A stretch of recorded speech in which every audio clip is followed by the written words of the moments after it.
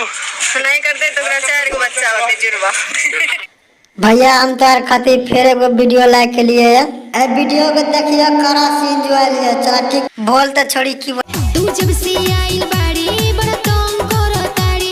तू जब से आइल बाड़ी बड़ा तंग करताड़ी। कौन चीज बोलल चाची बढ़िया से बोली न। अरे बैठ के मजा लेबे की चाही खड़े खड़े रे।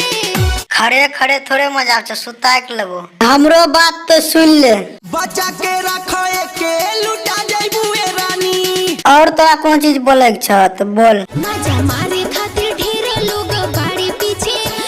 आगे तो रंडी चित्रा पीछा बहुते गोटे ढेर लागल छ। ओ भैया देखत है ने पटवे छे देखत है ना करे छे है स्लो मोशन में वीडियो चला के भैया के देखा ना।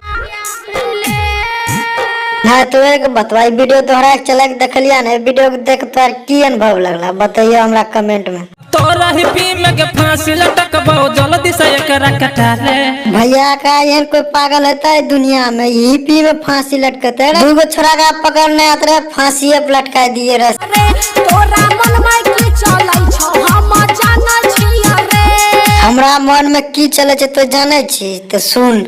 माता मोबाइल देबोगे और की सब करबो अभी नहीं ते हल्ला सगरे कर देबोगे।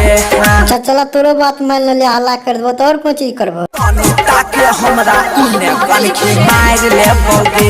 तनी ताके हमरा इने कनखी मार लेबोगे। और तोहर के वीडियो बढ़िया लगला तो लाइक कर दिया और चैनल को सब्सक्राइब कर लिया।